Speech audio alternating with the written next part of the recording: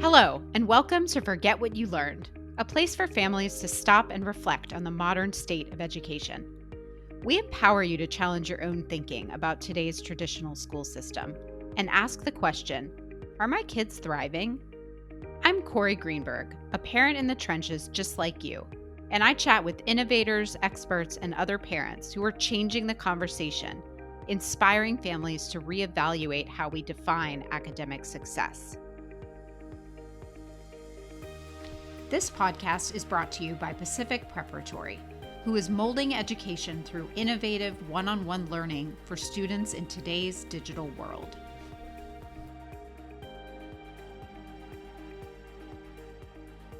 In today's episode, we explore the powerful intersection of mental health, education, and technology with Dr. Ashley Smith, a licensed psychologist, anxiety expert, and resilience coach whose personal journey of vision loss brings rare insight and depth to her work. From the science behind anxiety and how it shows up in kids, to the role of parenting, education, and even AI in shaping mental health, this conversation is packed with practical wisdom and fresh perspectives. If you're a parent, educator, or just navigating a world that often feels overwhelming, this is an episode you won't want to miss.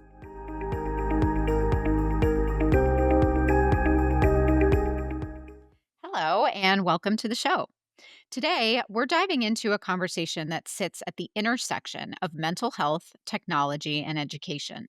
My guest is Dr. Ashley Smith, a licensed psychologist, anxiety expert, speaker, and author who has dedicated her career to helping people navigate anxiety and live bold, fulfilling lives.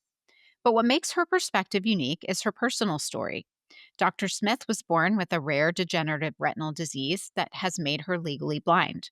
Through her own journey, she's developed not only a deep personal understanding of resilience, but also a professional expertise in the neurobiology of anxiety and how we can reframe our approach to mental health. In this episode, we'll explore how prevention can play a crucial role in mental health, particularly in education. We'll also talk about how technology, especially AI and mental health apps, is changing the landscape of mental health care. Are these tools really helping? What are their limitations? And how can we use them ethically to support students, parents, and educators?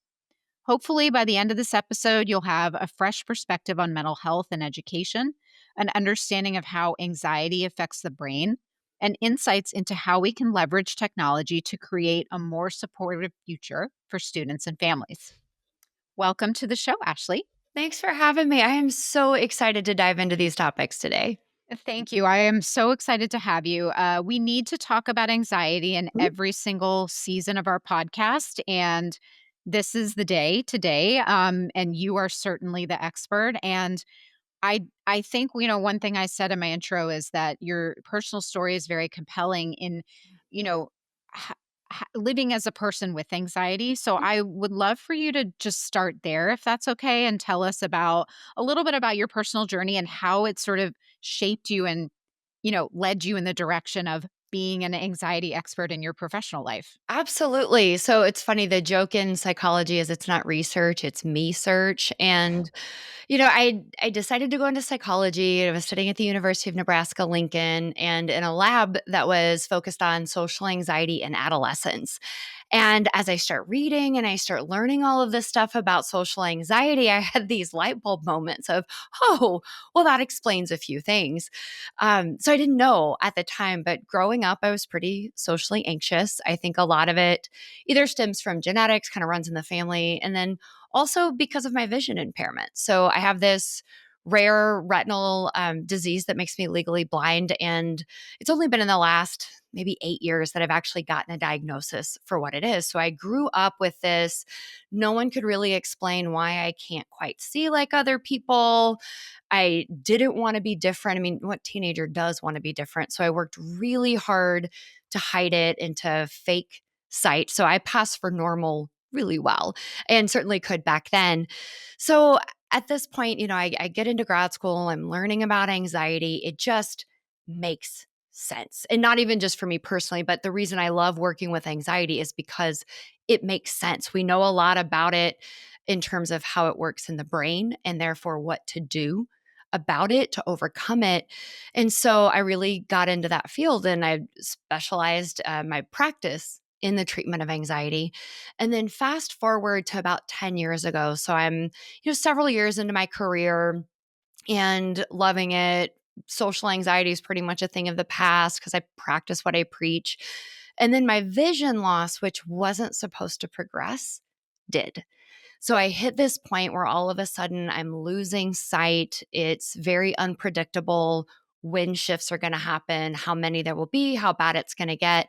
And I hit this point where it shifted to where I'm no longer able to safely drive a car.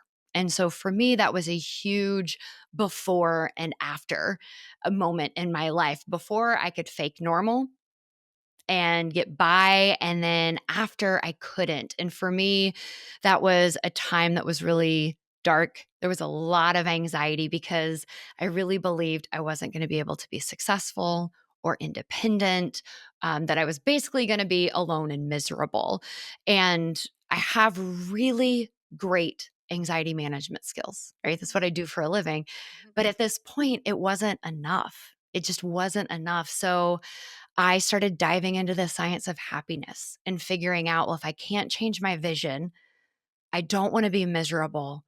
What can I do? And that sort of fueled me onto what I called my blind quest for happiness. And then fast forward a decade, here we are. My vision's worse than it's been. I'm happier than I've ever been, more confident and resilient, and on a mission to help other people do the same thing. Oh my goodness. There's so many layers to everything you just said that I want to unpack. But what was going through my mind when you were talking about that loss of control, Mhm. or, you know, can you talk about that in terms of anxiety? Yeah. And is it situational? Is it like, just break down for us what happens to a kid Mhm. who's, thinking about things that they cannot control? Yeah. And yeah, I'll stop talking from there and let you Yeah, go. well, I think it's a great question because, I've been studying and treating anxiety for, I don't know, 20 years at this point, and regardless of what form or flavor it comes in. So whether we're talking what would be considered normative anxiety, which is anxiety that every single person has in certain contexts, or disordered anxiety, meaning there's a dysregulation of the fear system and you get too much anxiety, and regardless of what flavor it comes in, if it's social or generalized, which is worries or obsessive compulsive or panic, it all centers on control and uncertainty. So anxiety is our body's built-in threat detection system. So it's just designed to constantly be scanning our environment, looking for patterns that might indicate danger. So that's all. Anxiety is just looking for potential danger, and then what do? We want to get safe again. Control gives us a sense of safety. But in the last 20 years, what I have seen is that people consistently get twisted up when it comes to control. We try to control things that we can't, and then we give up control of the things that we can. And that leaves people feeling stuck or doing things that are really, really ineffective. What are the things we give up control of Mm, that we like? The first part, that makes a lot of sense, yeah, but the second part, I'm wondering what examples can right. you think of? Yeah. Yeah, I love that you went there because that is the part people don't think about. They're like, okay, fine, I can't control other people's thoughts, feelings, Mhm. behaviors, or the future, or whatever it is. What we can control that people often don't is attention, attitude, and action, right? So there are a lot of things that will hijack our attention, right? So as we get into technology, notifications hijack it. The news is designed to hijack our attention, but we can build that skill of being able to control what am I paying attention to? And that's what we call mindfulness is the ability to Mhm. pay attention to some aspect of the present moment. It's just attention control. So we get to choose what we pay attention to. We get to choose our attitude. So you may not get to choose what happens to you, but you get to decide, are you going to wallow in it? And I spent time there. So I'm going to say that without judgment. I wallowed for a long time. Or I can accept, well, I can't change my vision. I can make the best of it, right? So that attitude makes a big difference. And then action. You get to choose your behaviors always. Now, it may not be easy, it may not be comfortable, but that is something that you can control. Oh my gosh. Okay, I love this. So the first part, in terms of our attention, Mhm, right? That's another aspect of this conversation. I want to go there. It's that as a parent, as an adult myself, mhm. the what's the word? It's just the insidiousness of the phone that is Oh, attached to us at all times. And we know the designers of these devices and all the things that are on it know exactly how to keep our attention. yeah. Right. And now we have this whole generation of kids who have had it at a much younger age. And it's, Mhm, all of that. So that is a piece that I'm sure for many people, myself included, it's mhm. very, how do we walk away from that? Or what are the skills that we need to really build to turn our attention away from that to something else? Yeah, I think that's a really great question, and it's a complex answer because, like you said, they are designed to hijack our attention, right? Mhm, Our attention is one of the most valuable commodities out there, and everybody's vying for it. And I think it is on us to guard our attention. mhm, So, there are a few practices I think we can do. One, I highly recommend turning off all notifications, mhm.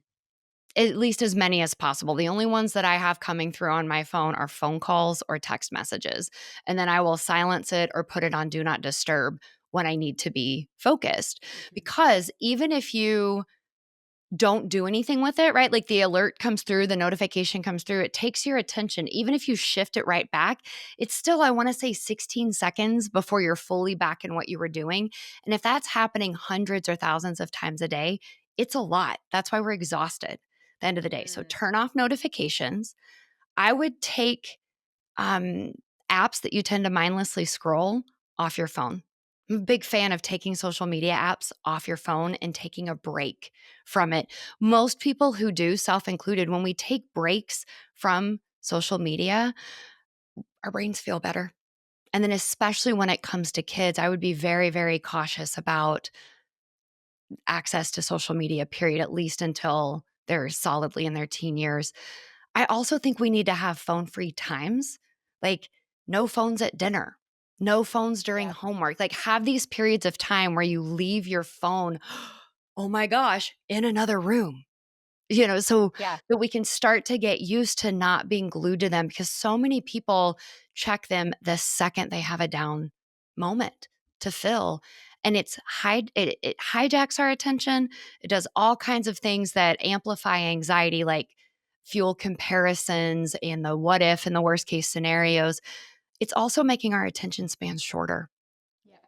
Yep. And that's a huge problem, especially for kids and teens.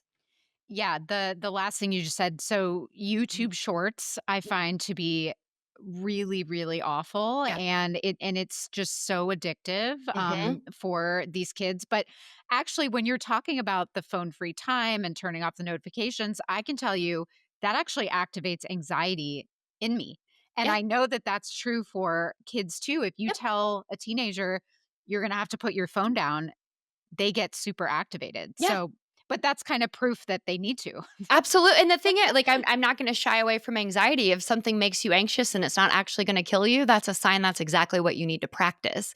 And I can think of a number of teenagers I've worked with over the years who were, freaked out about going to summer camp. It was a tech-free summer camp, and I'm Mhm. thinking of one in particular. She's 16, high achieving, anxious kid, comes home and says, "It was glorious."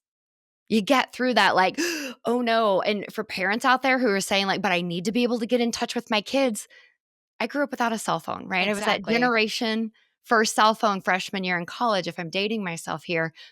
We were okay. Kids are more capable than we give them credit for sometimes, and we don't actually need to get in touch with them all the time, or they can go to the office and call a parent, call you or something that it's okay to take a break from your phone. You just kind of have to prove it to yourself and to your nervous system.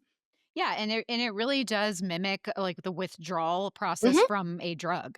Yeah. Like you were saying, you get through that initial period and then it really is a relief. Mhm. But this also connects to then the second word you use, which is attitude, which Mhm. I think what you're saying, that is a piece that's tied to resilience. So, Mhm. like, if you are facing adversity in any Mhm. way, and it could be, anxiety over, like, social anxiety or Mhm. just difficult things in your life that are causing anxiety, it's getting through those periods starts Mhm. to build resilience and change your attitude? Is that kind of what you're talking Yeah. about?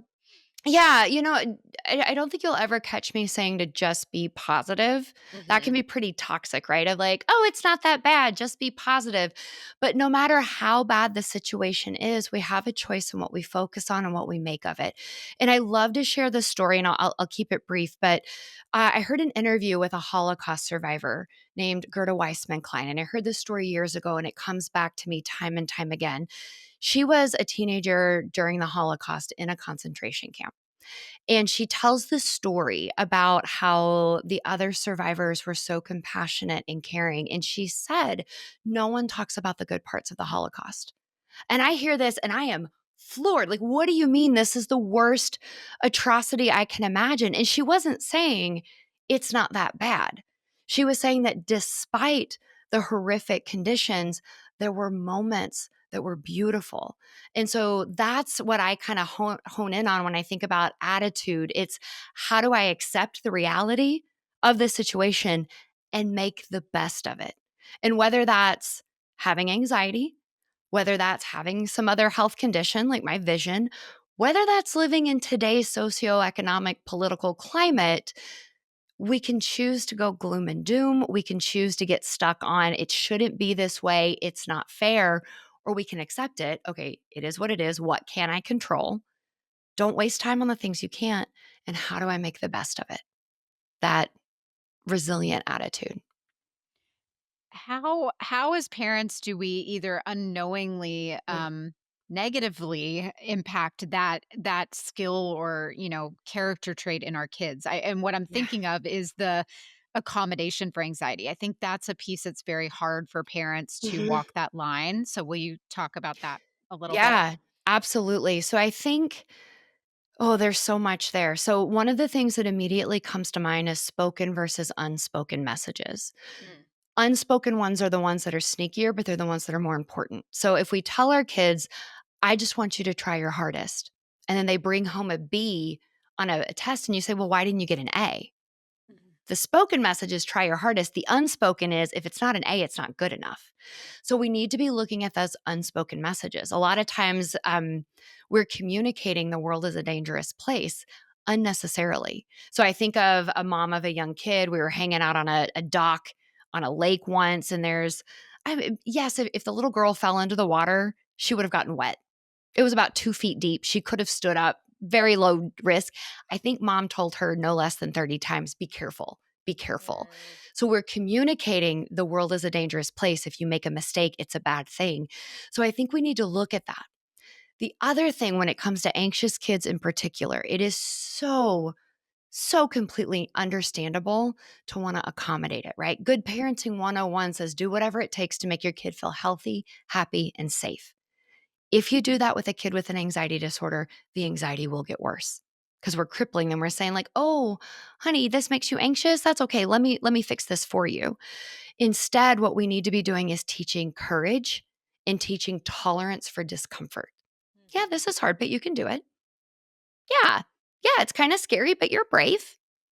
And then you got to do your own coping, right? Because kids are Yeah. going to learn more through example. So if you, whether it's phone habits, if you're on your phone all the time and then telling your kid to put theirs down, no, actions speak louder than words. Can you convey? Can you demonstrate courage? Oh, this makes me uncomfortable. So I'm going to go be brave. Can you do that? And I think that's really important. And also so challenging for Yes. a parent who has anxiety, right? Oh I my mean, gosh. if that runs in your family, which Of I'm assuming it course. does, how much more layered and more difficult is it? Completely, and there's some research that suggests even if you didn't have anxiety, if you have a kid with anxiety, you will develop it as the parent. Oh, It is mhm. hard to see your kid struggle, and I don't think it's I think it's hard on this, like, genetic like, every fiber of your being is struggling to see your kid struggle. So I say all this, it's super easy in my cushy chair to say, "Let your kids struggle and overcome, let them build resilience." It's gonna be hard, Yeah, and that's and part of it.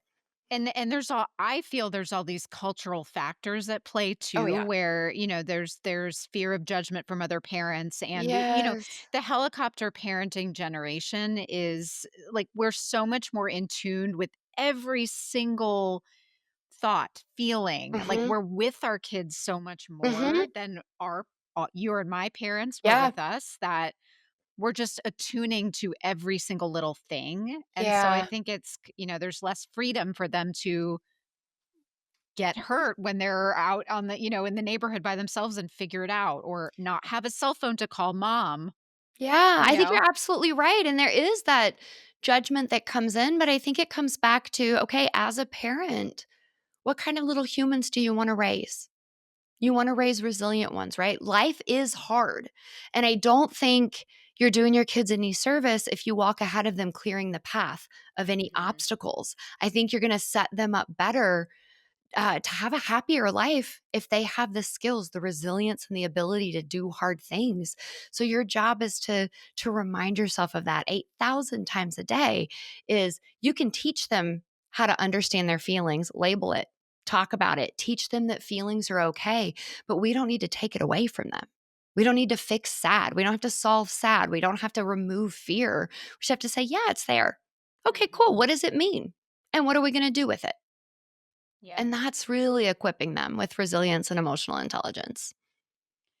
And what do you see as kind of our current situation in schools? Like, what from that realm is contributing to the problem per se, and just kind of what Yeah, what do we need to do differently? It may be things we can't control from a parenting end, but from an education side. absolutely. I think this is I will say I think it is a really hard solution because, I do work with schools and, consulting or trainings, and it is a hard job because educators are trying to educate kids, but they're answering to stakeholders and they're following laws and policies. They've got parents coming in, sometimes adversarially, sometimes collaboratively.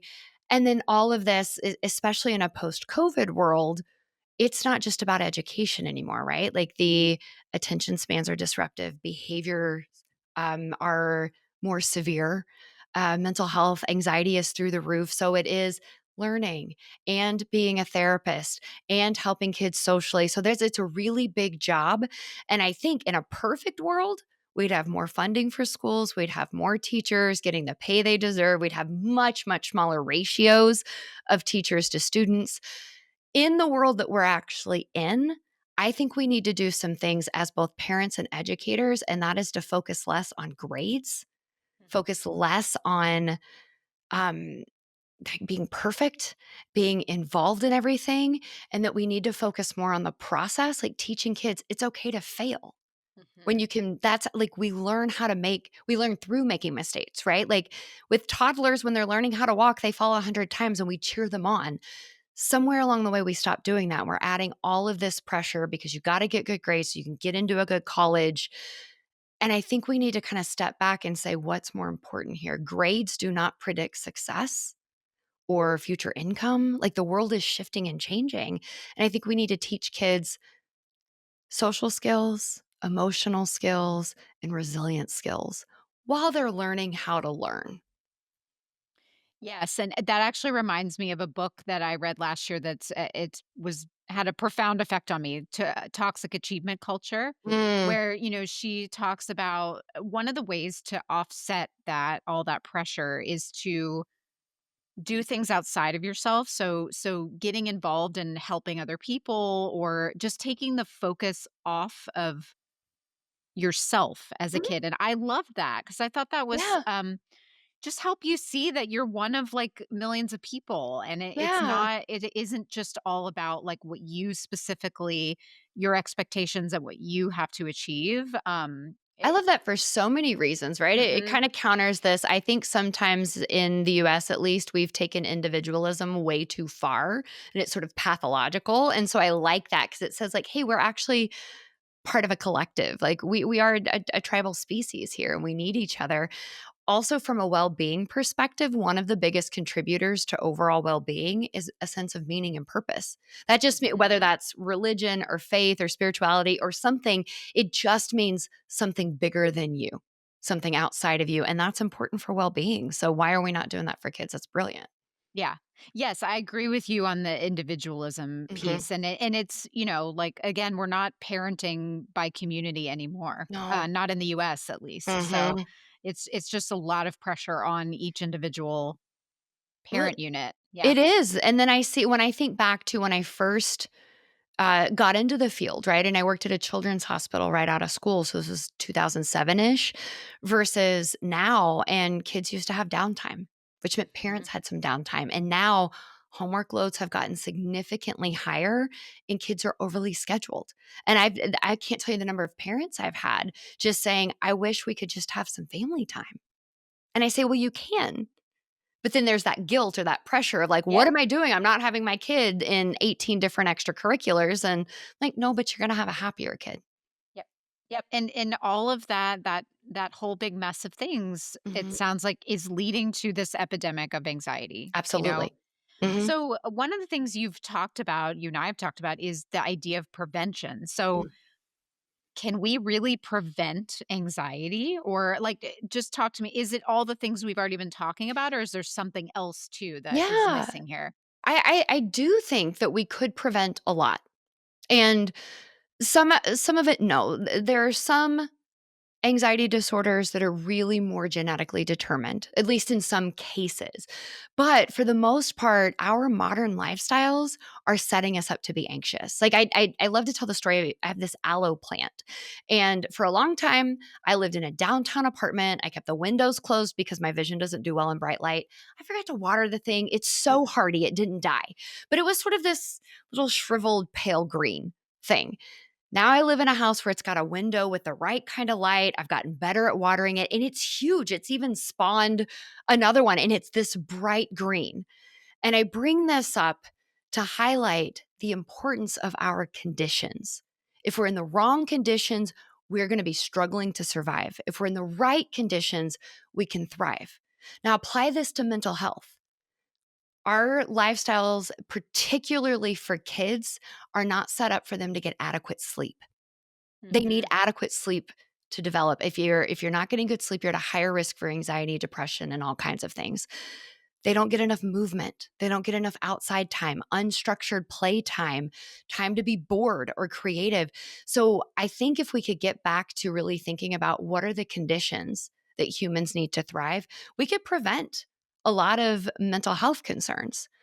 The other piece we could do, and this is going back, digging back into some old data, looking at some programs that were teaching what's called learned optimism, which is just, it's not like just be positive again, but specific thinking skills for dealing with hardship, mistakes, upsets, that when you can kind of put it in perspective instead of letting it get amplified, these kids who were exposed to this, like thinking skills, showed lower rates of anxiety and depression.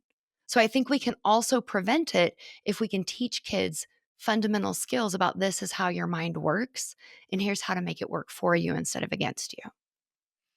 Are those that program that you're talking Mhm, about, or approach, is it based in cognitive behavioral mhm, therapy? Okay. Okay. So that's actually a wonderful segue, because before we run out of time, I mhm, want to talk to you about AI in mhm, mental health, which mhm, I'm wondering, because, okay, first, I'd love to hear you kind of tell us a little bit about the rise of these mental health apps that mhm, are out there, which I believe many of which are based in CBT, cognitive behavioral mhm, therapy modalities. So can you just talk about a little bit about what is out there, mhm. and what your thoughts are on it? Yeah, there are a ton of apps, and I think we're going to see an increasing number of them. So, being able to differentiate is this helpful or not is a good thing. So I know there are organizations like the Anxiety and Depression Association of America, so adaa.org, and some others that go through and review mental health apps to say, like, yes, this one is evidence based, meaning there's some science behind the skills that it's teaching. So I think we need to look at that. If they're rooted in CBT or cognitive behavioral therapy or acceptance and commitment therapy, I mean, one, I'm biased because those are the modalities I practice. They're also the ones that are typically scientifically supported, but those can be helpful for some conditions. There's a lot of mindfulness apps, those have gained increasingly in popularity. They can be really useful if you use them. Mhm. And so I think with any app, we need to be looking at the quality of it. There are some concerns about data and privacy, and that can get kind of tricky in terms of thinking about how do you safeguard your data? How about for kids? And we could have a whole conversation about that. But I think as a parent, you have to teach your kid part of your job now is teaching your kids how to use technology responsibly. And none of us got that instruction manual. So we're trying to figure it out as we go and teach kids.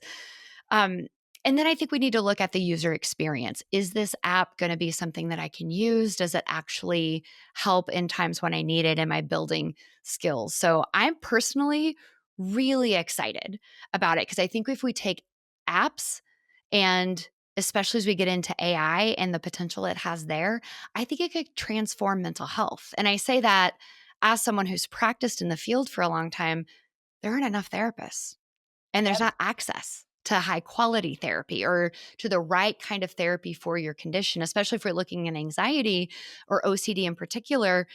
It's really hard to find the right therapist and then to be able to pay for it. So a lot of specialists don't take insurance. So I think apps bridge the gap. I think when we look at AI and it's in its infancy, if we think about AI as about a toddler, we want it to get up to like a doctor, right? So it's got a long way to go to develop, but there are some companies that I've consulted with who are using AI to predict who's at risk for suicidal ideation, who's at risk for a depressive episode or a panic attack, to then be able to deploy tools and resources in those moments when they need it. And that has profound implications for really cool stuff when I think about teenagers and college kids. So I think it's exciting and also proceed with caution. Yes, exactly. I know what kind of apps you're talking about, and I Mhm. have heard of schools and Mhm. districts exploring, Mhm.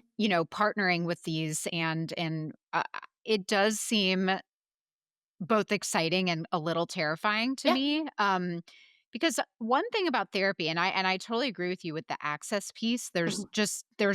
there's not as many people going into the field anymore, and Mhm. it is expensive to get a graduate degree in, the various disciplines of therapy, and so, you know, there's a gap, in that Mhm. pipeline, and who knows where it's gonna go, but also so I like that for the access piece. But with therapy, so much of what works about it, I feel, is the relationship between the therapist and Yeah. client, right? So what Yeah. about that aspect with AI? Yeah, well, and I don't think that apps and AI are gonna replace therapists, right? Like, I think it's just gonna help fill in some gaps where we're missing, and Mhm. when I think about it, if we go back to even, say, pre-apps, way back in the day, there were studies that showed that even self-help books like, there's a classic one, Thinking Good, Feeling Good by David Burns, that's a core CBT for anxiety, depression, and anger, and there were published studies looking at people who just read the book and did the exercises and their symptoms improving.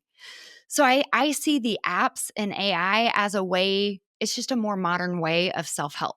It's not appropriate for everybody, but it's going to do some. It's kind of like some people, if you have a cold, maybe you can take medication at home, from the drugstore, but if it progresses into a serious like pneumonia, you got to go to the doctor. Yeah. And so I think we're going to have I think it will help us have more tiers of care, more access that we don't have. Traditionally, mental health has been wait till it's so bad that you have to go to therapy or get medication. And this is going to fill in some gaps, more like we have on the medical side, where we do have prevention and then we have primary care and early intervention. Then you hit the kind of higher level things. Yeah. Yeah. As long as we can trust the AI not to have nefarious Yep. intentions at the very Absolutely. root of it. Yeah. Absolutely. I mean, and there are things there, and it's very scary to people because it's very uncertain. No one really knows where this is gonna go. It's a grand experiment, but it's here, Yeah. and so I'm thinking about how can we embrace it, make the best of it, and use it innovatively because we need to update the mental health field. Yeah. Yeah, I hear that. And the last thing I'll say about that I Mhm. worry about is with teenagers who, like, you and I just talked about how we need to get off our phones Yep. and we need to, like, put it down and go exercise and all that thing. So that's kind of a tricky balance of not wanting them to rely on that and Very instead of much. yeah. And I don't know what the answer is. I mean, I struggle with that too of like wanting to go back to, 100 years ago where we're moving and we're outside and life is slow and simple and then also wanting to jump ahead and harness technology and it feels incompatible, but I think that's just our challenge right now is to embrace both and how do we have simple, healthy and use the tools we've got. Yeah. It does feel like we're at a really important time I think in so. history. So Mhm. oh my goodness. Okay. Well, I knew this was going to be compelling and meandering, our conversation, Yeah. which I love about that. So, what I would like to do is let's go to our forget this, try that Okay. segment. So, I would love for you to just tell us, Ashley, like one outdated, could be educational, it could be parenting practice or belief that you Mhm. think we need to forget. And Mhm. what would you like to replace it with? Ooh, okay, I had a lot of thoughts on this, but I think the Mm, one that I wanna share is to forget the idea that anxiety is bad, that we need to get rid of it. And mhm. instead, we need to look at anxiety as just uncomfortable, and it's okay to be uncomfortable.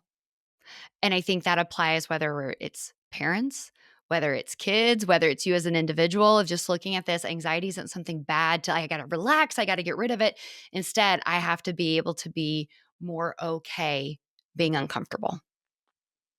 I love that, and I do agree with you. I really see that once you have those moments where you've pushed through the Mhm. anxiety, it builds that confidence that you Bingo. can do it again. Bingo. That's where Yeah, confidence comes from, yeah, is being able to know I can do hard things. yeah. I love that. Mhm. Oh my goodness. Okay, well, lastly, before we Mhm. close out the show, can you tell everyone listening where they can find you? Yeah, I'm on some social media, LinkedIn, TikTok, Instagram, Facebook. It's at Dr. Ashley Smith. And then my website is drashleysmith.com. Wonderful. Well, thank you so much for being on the show today, Ashley. I thoroughly enjoyed talking with you, Thank you. and we'll see you all next time. We hope you enjoyed this episode of Forget What You Learned, hosted by me, Corey Greenberg. As always, our goal is to allow you to zoom out on the snapshot of your family's life and answer the question, are my kids thriving? We're here to inspire you to make those small and maybe big changes to answer yes. We'd like to thank our sponsor, Pacific Preparatory, an organization committed to educating students with an innovative and holistic approach in today's digital world. Don't forget to subscribe to the show and leave a rating and review. See you next time.